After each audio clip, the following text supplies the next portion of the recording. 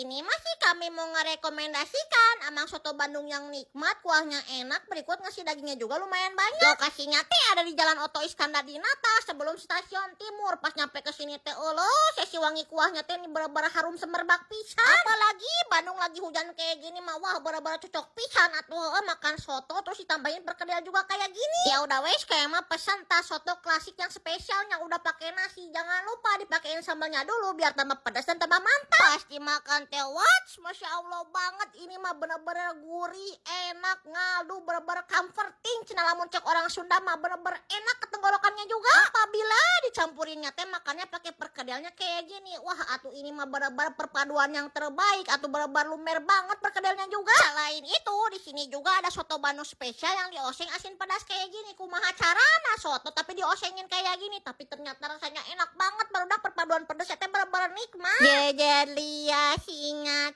wajek iya teh maningeun pisan.